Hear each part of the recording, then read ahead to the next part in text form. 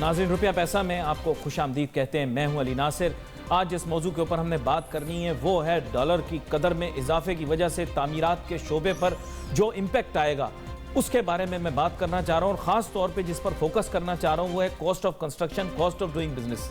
हमारे यहाँ तामीरात के शोबे के अंदर बहुत सारे हर्डल्स, चैलेंजेस, प्रॉब्लम्स एग्जिस्ट करते हैं। उसका रिश्ता हमसे बराह रास्त इस वजह से जुड़ा हुआ है क्योंकि हर शख्स जो चाहता है उसके पास एक छत हो, हर शख्स की ख्वाहिश है कि जनाब उसके पास एक अपना घर मौजूद हो और उसके अंदर वो जो है सुकून से रह सके। लेकिन इसके लिए उसके पास फाइनेंशियल रिसोर्सेज होने चाहिए ताकि वो घर खरीद सके। रोज़ नए हर्डल खड़े हो जाते हैं आम आदमी के लिए। कभी कहते हैं कि जनाब 4 मिलियन से ऊपर का घर नहीं आपको लेने देंगे अगर आप टैक्स पेयर नहीं हैं। फिर एक बहस छिड़ जाती है कि जी ये तो बेसिक राइट है और चूँकि ये एक बेसिक राइट है इस वजह से फिर ये हर्डल नहीं अप्लाई करना चाहिए। फिर उसके बाद दीगर मसाइल आते रहते हैं, हाउसिंग सोसाइटियों के मुतालिक आते रहते हैं। बहुत सारी कदगनें इस वजह से भी हैं क्योंकि ग्राउंड रियलिटीज़ इस तरह की हैं। पानी के वसाइल जो हैं वो कम हैं, शहरों के अंदर बहुत सारे मसाइल हैं। वसाइल की कमी और दीगर मसाइल की वजह से आम आदमी इम्पेक्ट होता है।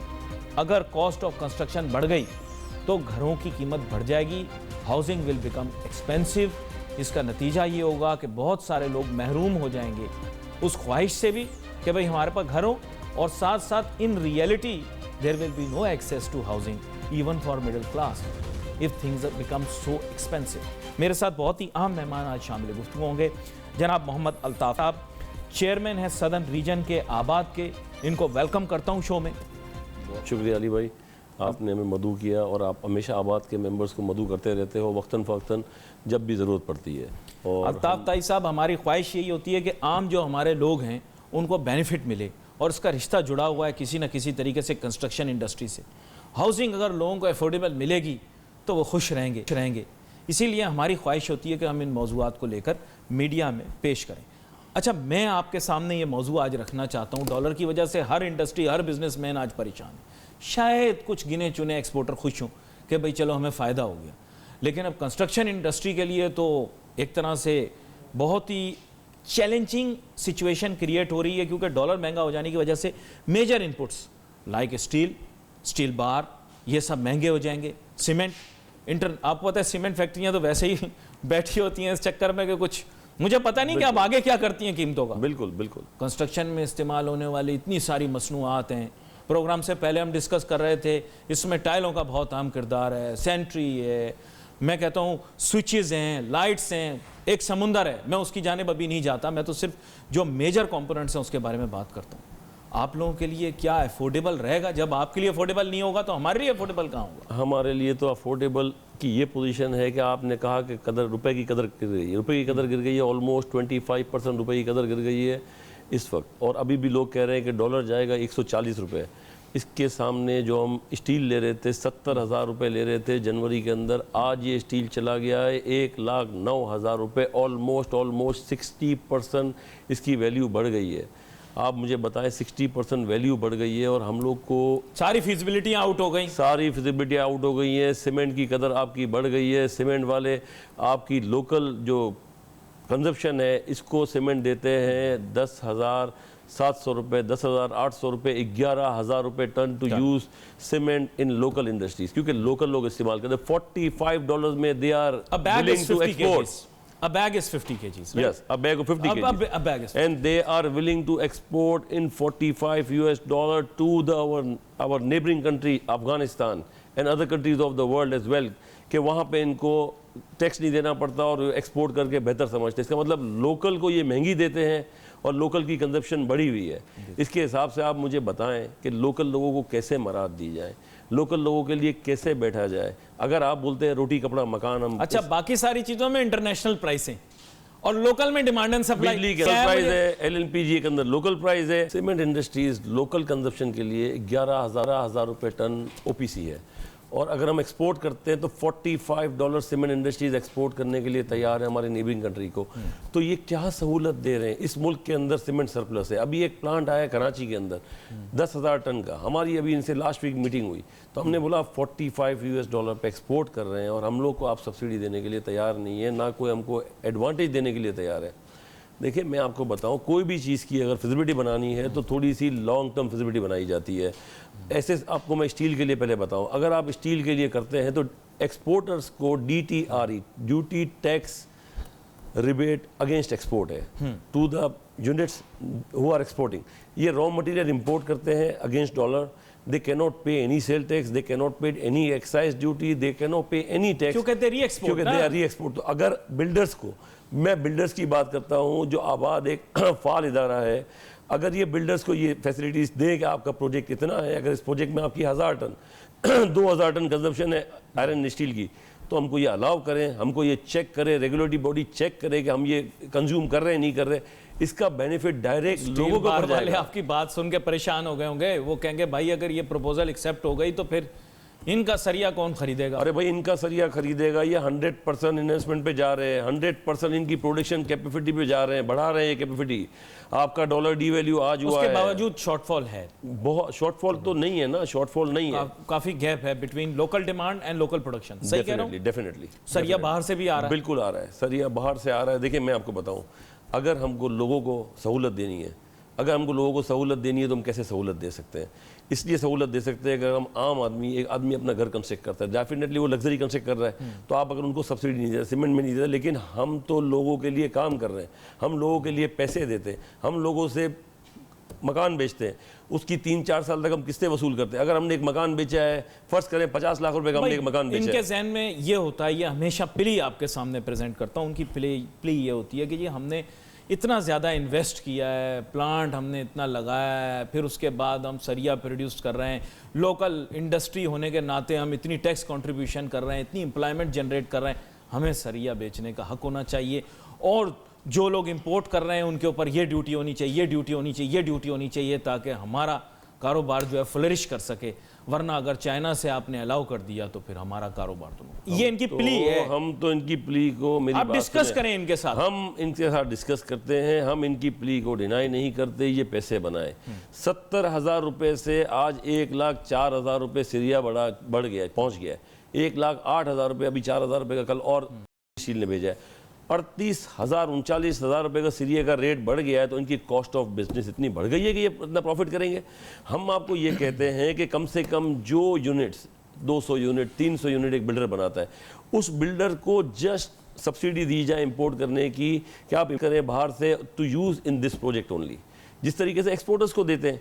इसी तरीके से अगर सीमेंट वाले लोकल नहीं मानते हमको, तो ये लोकल वाले सीमेंट इंडस्ट्री वाले एक्सपोर्ट कर रहे हैं $45 के अंदर, तो अगर ये एक्सपोर्ट करने के लिए प्रिफर्स करते हैं, आपने उनको क्वागवायर में फंसा दिया। नहीं, क्वागवायर में नहीं फंसाया। देखिए मेरी बात सुने, मैंने क्वागवायर में नहीं फंसाया, आपने मैं एक जेन्युइन बात कर रहा हूं, मैं एक जेन्युइन बात कर रहा हूं, वो नहीं बीट करे तो हमको परमिशन दे देना, हमारी अगर इनपुट कॉस्ट फिर भी $50 हो जाएगी। अगर ये $50 में हम सीमेंट लेते हैं तो 7,000 रुपए की हमको सीमेंट पड़ेगी पर टन। आप मुझे बताएं, ये सीमेंट अगर हमको 7,000 रुपए की टन पड़ेगी तो क्या हमारे को रेगुलेटरी बॉडी चेक नहीं करेगी कि किसको बेनिफिट जाएगा? एक आम आदमी को बेनिफिट जाएगा ना, हमको बेनिफिट जाएगा। एक प्रोडक्ट हमको सस्ती पड़ेगी, हम कस्टमर अट्रैक्ट करेंगे, हम कस्टमर को बेचेंगे ये माल या हमारे घर पे रखेंगे माल। देखिए कोई भी बिल्डर प्रोजेक्ट अनाउंस करता है, टेबल टॉक की है इनके साथ, 100% हम 100% बैठे हैं, हम फाइनेंस मिनिस्ट्री के साथ बैठे हैं। उन्होंने बोला हम R&D हटा देंगे, R&D इन्होंने हमारे ऊपर इम्पोज की है लोहे के ऊपर आज से 1 साल पहले। हमने बोला आपने R&D क्यों लगाई है? बोले दुनिया में इतना दाम गिर गया, $250 आ गया अपना आयरन स्टील का रेट, $250 आ गया, they can impose regulatory duty. इसके बाद इन्होंने फिर और रेगुलेटरी ड्यूटी बढ़ाई, बिकॉज अब $250 रेट आ गया, आज $600 रेट आ गया। हम $600 में भी अगर आज इंपोर्ट करते हैं तो हमको लोहा पड़ता है 80,000 रुपए का। आप मुझे बताएं, इतनी टैक्सेस, इतनी ड्यूटी, इतनी पेड करने के बाद, तो इसका मतलब अगर हम इंपोर्ट करते हैं $600 वापस रेट हो गया है, तो हमको क्यों परमिशन नहीं दी जा रही? ये हम कंस्ट्रक्शन ऊपर जा रही है, इसके कॉस्ट ऑफ कंस्ट्रक्शन इतनी बढ़ गई है। टाइल जो हम इंपोर्टेड टाइल लेते थे 900 रुपए के अंदर, आज उसका रेट हो गया 1400 रुपए इंपोर्टेड टाइल का, just because of this regulatory duty और ये डिवैल्यूएशन की वजह से। ठीक है, अच्छा, मैं आज की तारीख में लेमैन की जो अंडरस्टैंडिंग के लिए पूछना चाहता हूँ आपसे कि 1 स्क्वायर फीट की कंस्ट्रक्शन कॉस्ट कितनी है, लेकिन मैं चाहूँगा कि इस सवाल का जवाब आपसे लूँ। एक छोटी सी ब्रेक मैंने लेनी है, ब्रेक के बाद वापस जानने की कोशिश करेंगे आम आदमी के समझने के लिए कि पर स्क्वायर फीट कंस्ट्रक्शन कॉस्ट आज की तारीख में कहाँ खड़ी है। Let's take a short break.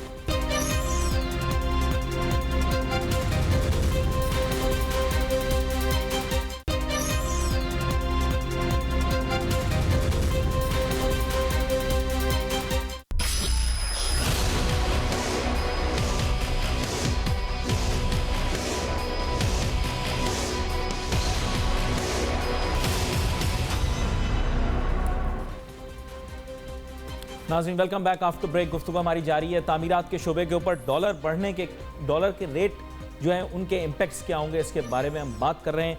हमारे साथ मोहम्मद अल्ताफ ताई साहब मौजूद हैं, चेयरमैन सदर्न रीजन आबाद के। ब्रेक पे जाने से पहले मैंने आपसे ये पूछा कि मुझे ये बताएं कि आज की तारीख में आम आदमी के समझने के लिए पर स्क्वायर फिट कंस्ट्रक्शन कॉस्ट में क्या इम्पैक्ट आया है, ये मैं आपके सामने रखता हूं कि चंद साल पहले यही कंस्ट्रक्शन कॉस्ट तकरीबन 1000 और 1200 रुपए स्क्वायर फिट के दरमियान होती थी, और यह हम बात कर रहे हैं बिल्कुल मिडिल लेवल कंस्ट्रक्शन की। आज की तारीख में कितनी हो गई ये बता दें, आम आदमी तो सुन के परेशान हो। मिनिमम इसको 25% ऐड कर लें। देखिए ऑल रॉ मटेरियल के हिसाब से वेजेस मिला के, टैक्सेस मिला के, एक्सपेंसेस मिला के, ओवरहेड्स मिला के, यानी 1500 से 1800 रुपए। 1800 रुपए बिल्कुल सादा कंस्ट्रक्शन, बिल्कुल सादा कंस्ट्रक्शन आप 2000 रुपए तक जा सकते हैं। इतनी महंगी हो गई कंस्ट्रक्शन। मुझे आप बताएं, एक आम आदमी जो घर के लिए सोचता है वो कहाँ से घर खरीदेगा? अच्छा आपको बताऊं मैं आबाद और आबाद के बिल्डर्स का रोल। सर ये प्रोजेक्ट अनाउंस करते हैं, 3-3 साल की किस्तों पे ये प्रोजेक्ट देते हैं। एक प्रोजेक्ट आज हमने अनाउंस किया 2014 के अंदर, और 2017 के अंदर हम डिलीवरी देते हैं। उस प्रोजेक्ट की प्राइस 50 लाख रुपए के अंदर हम देते हैं। इन्फ्लेशन पाकिस्तान का पहले था 7%, अभी प्रीवियस गवर्नमेंट जाते वक्त 3.9%, अभी 6.2% इन्फ्लेशन को हम कवर करते हैं, प्राइस एस्केलेशन को हम कवर करते हैं, डिवैल्यूएशन को हम कवर करते हैं, अच्छा शॉर्ट ऑफ सप्लाई को हम कवर करते हैं, मसनूई किल्लत की जाती है सीमेंट के अंदर, हर चीज़ों के अंदर हम अप्लाई करते हैं। तो कहाँ जाएंगे हम? किसको हम सप्लाई कर रहे हैं? मुझे आप बताएं। लोगों के माइंड सेट ये बन गए हैं कि असल में we are being only charge for real estate. लोगों का माइंड सेट ये बन गया है। इज इट करेक्ट कि कंस्ट्रक्शन की जो फील्ड है उसमें जो भी आप यूनिट तैयार करते हैं उसका मैक्सिमम कॉस्ट जो है वो बेसिकली रियल एस्टेट है? ये दुरुस्त बात है? देखिए मैं आपको बताऊं, इसका मैक्सिमम जो रियल एस्टेट है ना, एक्चुअली लोग समझते हैं सिर्फ रियल एस्टेट के अंदर पैसा है। एक चीज़ आपको नज़र आ रही है, लोग ना इसकी इनपुट कॉस्ट समझते हैं, ना इसकी लैंड की कॉस्ट समझते हैं, ना किसी चीज़ को समझते हैं। ऐसा नहीं है, ऐसा नहीं है। देखिए मेरी बात सुने, कोई भी कारोबार करेगा, मेरी अपनी इंडस्ट्री भी है, टेक्सटाइल इंडस्ट्रीज़ भी है, ठीक है ना, उसका भी मुझे पता है, वो भी चलती है 360 डेज़, 360 डेज़ चलती है, ठीक है। लेकिन आप मुझे बताएं, हर काम के पीछे कॉस्ट होती है, हर काम के पीछे इन्फ्लेशन होता है, और ये कंस्ट्रक्शन का काम ऐसा है, it will definitely move in a circle. कि हमने एक प्रोजेक्ट अनाउंस किया, ये प्रोजेक्ट में हमने 100 फ्लैट बनाए, हम पहले दिन कैलकुलेट करते हैं विथ इन्फ्लेशन कि इतनी प्राइस एस्केलेशन आएगी कि हम इतना इसको बेचते हैं। बल्कि आप ये समझें कि फिजिबिलिटी निकालना जो होता है ये सबसे इंपॉर्टेंट काम होता है किसी भी प्रोजेक्ट। अगर हमने थोड़ी सी फिजिबिलिटी आउट कर दी तो हमारा प्रोजेक्ट आउट हो गया, हम लोगों को डिलीवर नहीं कर सकते। हम लोगों से पैसे लेते हैं, उन्हीं से पैसे लेके एज पर द जैसे जैसे कंस्ट्रक्शन रेज हो जाती है हमारे पास इनकी इंस्टॉलमेंट आती है, उसी से हम कंप्लीट करके इनको देते हैं, ठीक है। कंप्लीट करने के बाद at the end of the day हम कंप्लीशन लेते हैं। इसके बाद लोगों को हम सबलीज करते हैं। फ्रॉम द डे फर्स्ट से लेके जिस दिन हम प्लॉट खरीदते हैं उस दिन से लेके हम बेहिसाब गवर्नमेंट के एक्सचेकर में जमा कराते हैं, बेहिसाब पैसे। मतलब ऐसा नहीं है कि there was no limit what we are contributing in the government exchequer, sir. These builders can contribute almost approximately 1/3 of the GDP income tax. Could you believe it? After agriculture.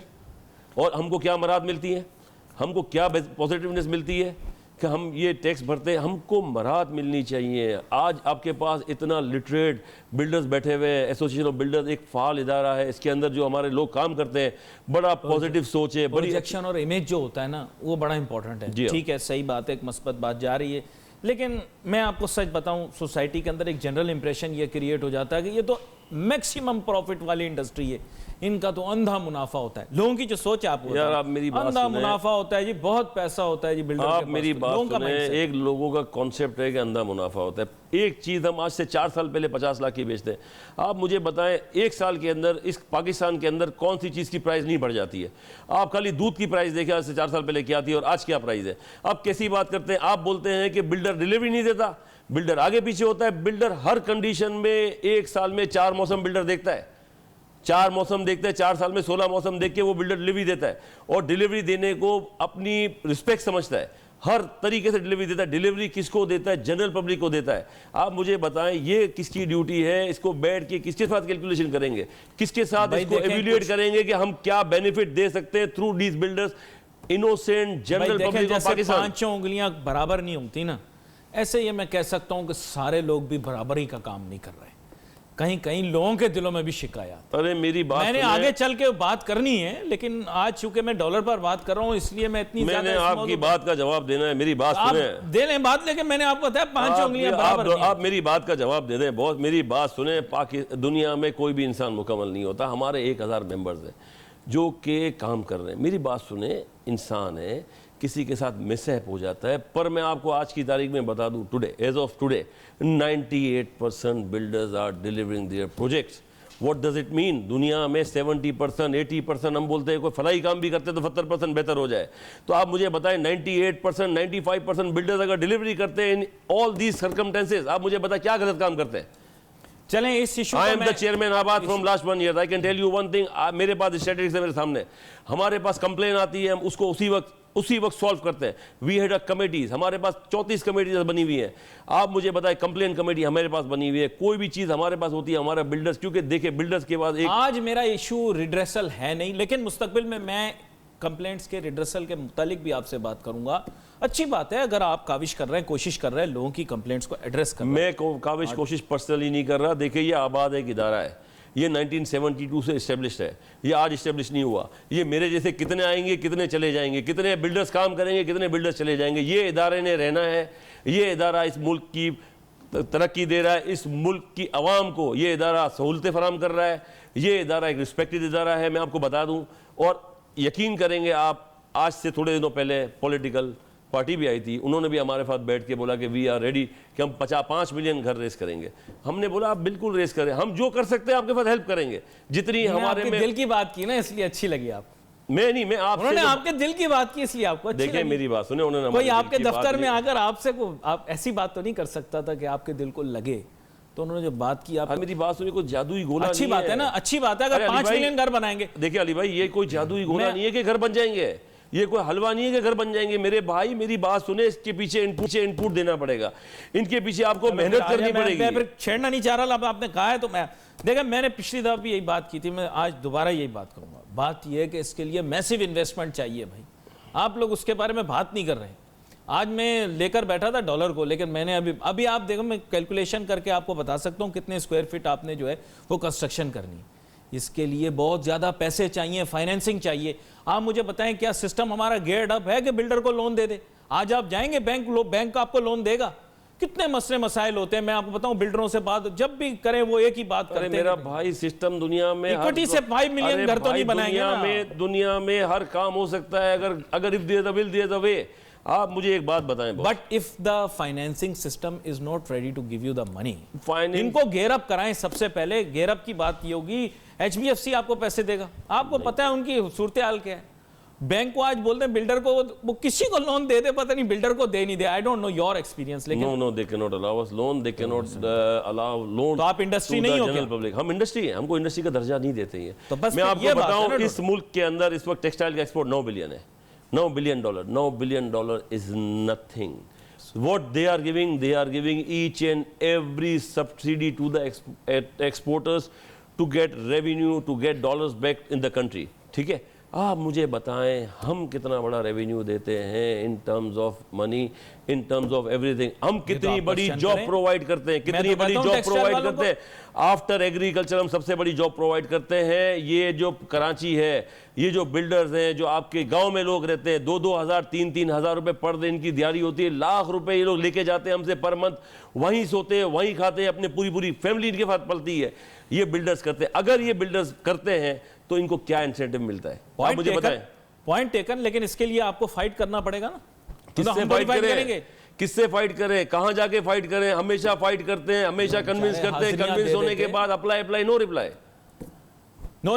और रिप्लाई होता तो फिर आज हम ये discuss कर रहे होते 140 रुपए कैसे जाएगा डॉलर। देखे ना, ये मैं आपको एक चीज, आपके सामने एक चीज रखता हूं। अब ये इशू जो आपने सामने रखा है, बेसिकली प्राइस कंट्रोल की हर जगह बातें होती है। महंगाई, जहां महंगाई की बात हो, आप देखें हर जगह लोग रोना डालते हैं, महंगाई हो गई, महंगाई हो गई। आप लोगों के अभी महंगाई हो गई, जाहिर बात है आपको भी शोर तो कर रहे हैं और करना भी चाहिए। एम ये है कि अगर इस चीज को हाईलाइट नहीं करेंगे तो आम आदमी की लाइफ इंपैक्ट होगी ना। मुझे आप जब महंगा बेचेंगे तो मैं कहूंगा जी इसने बॉस, महंगा दिया आप मुझे। बिल्डर को तो के इलेक्ट्रिक सर 30 रुपए चार्ज करती है upon raising of the construction of the building. जब ये बिल्डिंग बन जाती है, कंप्लीशन हो जाती है, इसके बाद हमारा टैरिफ 13 रुपए आता है, क्योंकि बिल्डर ये बनाएंगे बिल्डिंग और अपने जेब से पैसे नहीं देंगे भाई, पब्लिक से लेके पैसे देंगे। पानी का हमारा इतना बड़ा मसला हुआ है। आप मुझे बताएं, मैं लास्ट वीक मीटिंग में बैठा हुआ था एमडी के साथ वाटर बोर्ड में, उन्होंने मुझे बोला कि कराची को 400 एमसीडी पानी उन्होंने मिलता है। आपको क्या बोला ये हम जानेंगे, लेकिन एक छोटी सी ब्रेक, उस ब्रेक के पास आते हैं तो ये जानने की कोशिश करेंगे कि जब ये लोग कोशिश और काविश कर रहे हैं पानी के लिए तो इनको क्या जवाब मिल रहे हैं। Let's take a short break.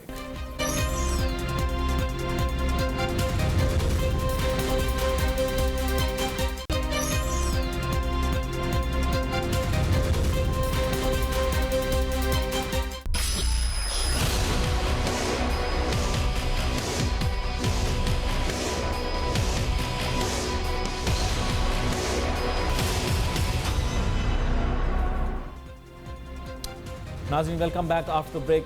गुफ्तगू हमारी जारी है। बात हम यही कर रहे थे कि तामीराती शोबे के ऊपर डॉलर महंगा हो जाने की वजह से क्या इम्पैक्ट हो रहा है और उसके अंदर मुख्तलिफ जो इश्यूज़ हैं उनको हमने एड्रेस किया एक एक करके, लेकिन इश्यूज़ ऐसे हैं कि वो रिड्रेसल मांगते हैं कि कोई ना कोई उनका हल निकाला जाए। तो ब्रेक पे जाने से पहले हम बात करें तो बहुत सारे मसाइल खड़े हो गए। मोहम्मद अल्ताफ़ ताई साहब जो कि चेयरमैन है सदर डिवीज़न के आबाद के, नहीं चाह रहा था मैं कि वो मुझे उस एरिया में ले जाएं जहां पर बहस शुरू हो, लेकिन अब ये वहां ले गए तो फिर अब बात तो करनी पड़ेगी।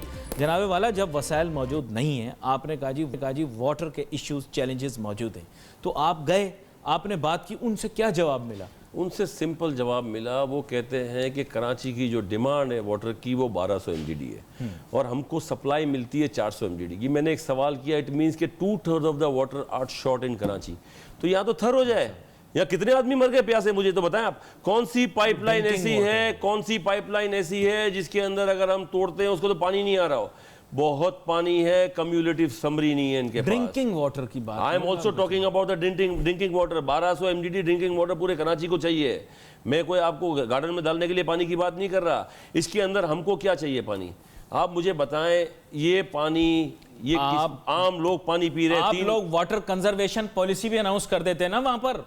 आप लोग कहते हैं ये वाटर कंजर्वेशन पॉलिसी दे रहे हैं हम कराची शहर के लिए। कंजर्वेशन पॉलिसी दी हुई है, हमने इनको बाकायदा इंफ्रास्ट्रक्चर डेवलपमेंट के लिए पैसे दिए हुए, हमने इनको हर चीज बताई हुई है। बता दिया उन्होंने, डिसैलिनेशन नहीं हो सकता। प्लान देखिए सर, मैं आपको बताऊं, अगर लगना होता तो कब का लग जाता। बातें करने से कुछ भी नहीं होता है मेरे भाई।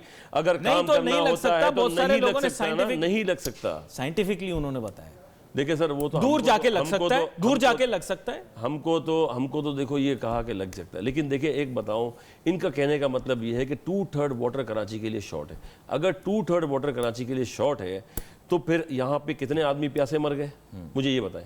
कितने आदमी प्यासी मर गए? एक भी आदमी अभी तक अल्हम्दुलिल्लाह कराची में प्यासा नहीं मरा है। मुझे पर्सनली कहा कि हम अभी, पहले हाइड्रेंट का प्रॉब्लम था, क्वालिटी की 6 क्वालिटी, पहले मेरी बात हो, 6 हाइड्रेंट इस वक्त चला रहे हैं लोग, Karachi water and sewerage board वाले। बोलते 6 हाइड्रेंट से हम पानी जितना बेचना चाहें हम बेचते हैं, ठीक है, जिस लोगों को चाहिए। It means water is surplus, कोई लोग यहाँ भरते नहीं है। जितना पानी आपको चाहिए डिफेंस में 10,000 रुपये से लेके 8,000 रुपये आप टैंकर ले लो, पानी आपको मिल जाएगा। जब पानी पैसों से अवेलेबल है तो ये पानी क्यों हमको। Even in cities that are in deserts पानी के मल्टीपल यूसेजेस हैं। देखिए, ड्रिंकिंग वाटर को एक को आपने एड्रेस किया, water for sanitation, water for general use मुख्तलिफ है, water for irrigation, agriculture. Even in the city मैं ये कहता हूँ कि देखें लोग बागात ज़रूरी हैं, इन सब चीज़ों के लिए पानी चाहिए होता है। मैं आपकी खाली नॉलेज के लिए, मैं खाली आपकी नॉलेज के लिए इतना बताऊँ, परसों मिनिस्टर साहब ने मीटिंग बुलाई थी, केयर टेकर मिनिस्टर जमील साहब ने मीटिंग बुलाई थी, ठीक है, सीपा की मीटिंग बुलाई थी। इसके अंदर मिनिस्टर साहब आए हुए थे। उन्होंने बोला कि हम 11-11.5 बिलियन के 5 ट्रीटमेंट प्लांट बना रहे हैं जो पानी को ट्रीटमेंट करके समंदर में फुजला फेंकेंगे और पानी रीट्रीटमेंट हो जाएगा। मुझे बताएं, हम सुन रहे थे कि इंडस्ट्री में हम लोग का भी आबाद की भी सारी सीपा वगैरह की रुकी हुई एनओसीज ना, कि क्यों नहीं दे रहे एनवायरमेंटल एनओसीज नहीं दे रहे हम इसके लिए माहौलियाती। आज 3-3 महीने से हमारी एनओसीज रुकी हुई है। क्यों रुकी हुई है? जरूरी है ना। वो मेरे भाई माहौल का ख्याल रखते हैं। आप मेरी बात सुने, हम कंप्लायंस करने के लिए तैयार हैं। आप हमको जो चेक लिस्ट देते हैं हम वो चेक लिस्ट कंप्लीट करने के लिए तैयार है। इसके बाद क्या हम क्या करें आपके पास, मुझे बताएं। आदमी को बोलते this is our requirement, this is our form, you can provide all this thing and you can do all this things. हमने वो सारी चीजें कर दी, इसके बाद भी हम आपके धक्के खा रहे हैं। क्यों खा रहे हैं आपके धक्के? आपने अपनी सरकारी ऑफिस देखी है, जिस ऑफिस के अंदर आप एनवायरनमेंट की सर्टिफिकेट इशू करते हो, आप एनवायरनमेंट की क्या बात करते हो? आप आज के शहर में, इस शहर में, सिटी में जो काम हो रहा है, क्या काम हो रहा है? आप जाके काम तो मालियाती देखिए। आलूदगी का मसला कह रहे हैं कि ये दरख्त नहीं है शहर के अंदर, इस वजह से वो हीटिंग हो रही है। अभी तो मिनिस्टर साहब ने लैंडस्केपिंग कंपलसरी कर दी। आप बजाय विदाउट लैंडस्केपिंग हमको बोलते हैं कि हम कंप्लीशन नहीं देंगे। We are ready for landscaping. हम क्यों मना करेंगे? मुझे बताएं। देखिए, हम ये जो काम कर रहे हैं ये इसलिए कर रहे हैं कि लोगों को अच्छी रिहाइश फराम करें। जिसने अगर बेसिक रिहाइश चाहिए तो हमारे बिल्डर्स को बेसिक रिहाइश भी करते हैं, हाई एंड भी रिहाइश लोग सप्लाई करते हैं। लेकिन मकसद इसका ये होता है मेरे भाई, कोई भी चीज़ अगर आपकी गवर्नमेंट करती है for the betterment of the peoples, चाहे एनवायरनमेंट हो, चाहे साफ पानी हो, चाहे फुजला किया हुआ पानी हो। लेकिन मैं आपको बताऊं, जनरल पब्लिक के लिए एडहॉक डिसीजन लिया जाता है, इमीडिएट डिसीजन लिया जाता है। क्योंकि देखें, मेरी बात सुने, मैं पिछले 10 महीने से इधर बैठा हुआ हूँ, अभी 2 महीने बाद मैं चला जाऊंगा। मेरी बात सुने, इसी तरीके से मैं तो हम तो कोई पॉलिटिकल तो नहीं है, हम तो एक ऑर्गेनाइजेशन है आबाद, इसमें सारे बिल्डर्स काम करते हैं। तो भाई मेरे टेन्यूर में जो काम हो गया, अगर मेरे बाद कोई आएगा तो वो समझेगा। इसी तरीके से डिसीजंस लिए जाते हैं। जो आदमी डिसीजन लेता है ना, वही आदमी कामयाब होता है। हमारी गवर्नमेंट को मैं आपको फ्रेमवर्क पर बैठ जाओ ना, आप लोग बैठे, किसने आपको मना किया है? आप रेगुलेटरी फ्रेमवर्क के ऊपर बैठे। देखें, वही लोग जो लोग आपके पेरोल के ऊपर हैं, मैं बड़ी क्लियर कट आपसे बात करूंगा, आप गौर से समझिएगा उस बात को बिल्कुल नाज़रीन समझते हैं। रेगुलेटरी फ्रेमवर्क के अंदर वही लोग जो आपके पेरोल पर होते हैं, आपको सर्विसेज प्रोवाइड करते हैं, आपको कंसल्टेंसी प्रोवाइड करते हैं, जब उनको वहां बुलाया जाता है तो अपना नैरेटिव चेंज कर देते हैं। नहीं करते चेंज, कर देते हैं नैरेटिव चेंज वहां पे। अच्छा, ये माहौलियाती मामला किसने उठाए? ये सिविल सोसाइटी का वो हिस्सा जो माहौलियाती मामलात है, बड़े बहुत कंसर्निंग और प्रेसिंग इशू है। बिल्कुल प्रेसिंग इशू है। अरे मैं आपको बताऊं भाई, इसमें वही लोग बैठे होते हैं जो आपको कंसल्टेंसी देखिए मेरी बात सुने, मैं आपको बताऊं, आज इंडस्ट्री फिर आप उनको कन्विंस करें। हम उनको कन्विंस करते हैं, लेकिन मेरी बात सुने, देखिए मैं आज आपको बैठा हूं, आपको कन्विंस करता हूं। आपके पास अल्लाह ने पावर दिया है, आप ऊपर की सीट पे बैठे हुए, आपने हमारे व्यूज लिए, आपने हमसे बात की, आपने हमको ओके कर दिया। बाद में अगर आप जब इसको नहीं करोगे तो what we can do? We are not the authority. मेरी बात सुने, we must approach to the authority and we try to convince them. Even we just try to convince them as a businessman. हम उनको ऊपर impose नहीं कर सकते कि आप ये करें, हम उनको रिक्वेस्ट कर सकते हैं कि आप ये करें, हम इनको बता सकते हैं कि आप इस तरीके से करें। हम ये कभी भी नहीं कर सकते मेरे भाई। आप पहले मेरी बात सुने, देखिए ये मुल्क इतना अच्छा मुल्क है। 40 ट्रिलियन हम रेवेन्यू वसूल करते हैं, 40 ट्रिलियन हम रेवेन्यू वसूल करते हैं टैक्स टू GDP। आप मुझे बताएं 32 बिलियन कितनी देर लगती है यहाँ पे? अगर आपको रेवेन्यू बढ़ाना है, आप मुझे बताएं, हर साल 10%, 12%, 15%, 20% आपका टैक्स बढ़ रहा है ना। आप बढ़ाएं टैक्स को। आप देखें कहाँ लूपहोल्स हैं, हम आपके साथ हैं, हम भी कंट्री के रिहायशी हैं। मेरी बात सुने, देखिए हर आदमी चाहेगा, कोई भी आम आदमी पे नहीं लगाए ना आप, आम आदमी पे ही लगेगा ना। कहां से? आम आदमी बिलियंस वाले भरते ही है ना डायरेक्ट टैक्स। आप मुझे बताओ। तो यही तो मैं कह रहा हूं कि यार हर आदमी पे टैक्स, देखिए मेरी बात सुने, हर आदमी पे टैक्स लगता है, ऐसी बात नहीं है नहीं लगता है। Either it is direct tax और इनडायरेक्ट टैक्स। आम आदमी पे भी लगता है और हर आदमी पे लगता है। That makes sense, yes definitely. ऐसा नहीं है कि आप समझेगा आम आदमी टैक्स भरता है, लेकिन प्रॉब्लम क्या होता है मैं आपको बताऊं। ऐसा होता है कि आम आदमी एक काम कर रहा होता है, एक आदमी आम आदमी होता है, वो थोड़ा सा काम करता है। एक आदमी होता है जिसकी एक इंडस्ट्री चल रही होती है, वो 200 लोगों को, 500 लोगों को जॉब प्रोवाइड करता है। उसकी अप्रोच और एक आम आदमी की अप्रोच में बड़ा फ़र्क है, ज़मीन आसमान का फ़र्क है। आप इसीलिए मैं आपको कहता हूँ बॉस, ये जो इंडिकेटर्स हैं, जो स्टेक होल्डर्स हैं, जैसे हमारे से स्टेक होल्डर्स हैं। सियासी मौसम में आपने अनपॉपुलर बात कर दी। हम स्टेक होल्डर्स हैं, मौसम में अनपॉपुलर बात कर दी आपने। हम स्टेक होल्डर्स हैं, हमारे साथ बैठे, हम इनके साथ बैठेंगे, हम इनके साथ बैठ के इनसे बात करेंगे कि देखिए यहाँ पे आप हमको फेवर कर सकते हैं जिसके अंदर गवर्नमेंट एक्सचेकर को नुकसान नहीं है, लेकिन जनरल पब्लिक को फ़ायदा है, तो ये तो आप कर सकते हैं ना यार। हमेशा तो सीट नहीं रहती ना मेरे भाई। आप ये काम कर सकते हैं तो क्यों नहीं करेंगे? आप मुझे पता है करना चाहिए। आप गर्म मौसम की बात करते हैं, मैं आपसे गर्म बात करता हूँ बॉस।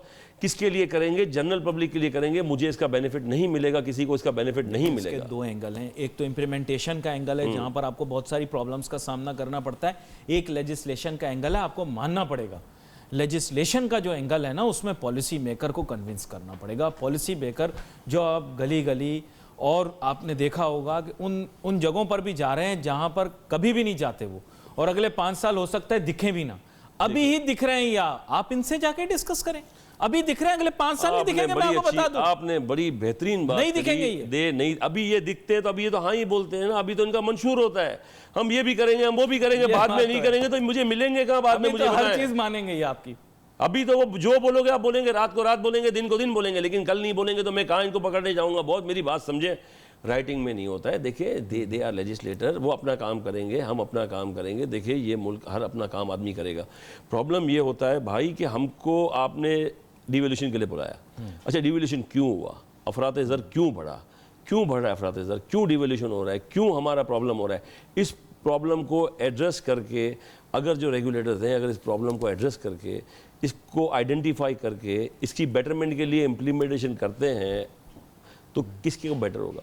एक यार 25 करोड़ की पाकिस्तान की आवाम है, उसको बेनिफिट मिलेगा। इस आवाम के अंदर एक 500 रुपये के लेबर से लेके एक आदमी जो 5000 लोगों को जॉब प्रोवाइड करता है वो तक बैठा हुआ है। आप मेरे फेवर यानी आम आदमी के फेवर की भी बात होनी चाहिए। मेरे फेवर के माने ये हैं कि आम आवाम जो सुन रही है उसके लिए अफोर्डेबल हाउसिंग इशू है, बेटर पेमेंट टर्म्स इशू है, उसके लिए जनाब चैलेंजेस ओवरकम करना जो कि उसके कॉस्ट होंगे रिलेटेड टू कंस्ट्रक्टेड प्रॉपर्टी, वो उसमें ईज़ पैदा करना। आपके साथ काफ़ी मुफस्सिल गुफ्तगू हुई। अब ये मौज़ूआत लेकर कोशिश करेंगे आगे मुस्तकबिल के अंदर करें, और कोशिश यही होगी कि ये तामीरात के शोबे के अंदर बेसिकली ये जो इम्पैक्ट्स क्रिएट हो रहे हैं कॉस्ट ऑफ कंस्ट्रक्शन के बढ़ जाने की वजह से, इसको और ज़्यादा एक्सप्लोर किया जाए। We wait for your message on Facebook. यहाँ पे अली नासिर हमारी टीम को इजाज़त दीजिए। अल्लाह हाफ़िज़।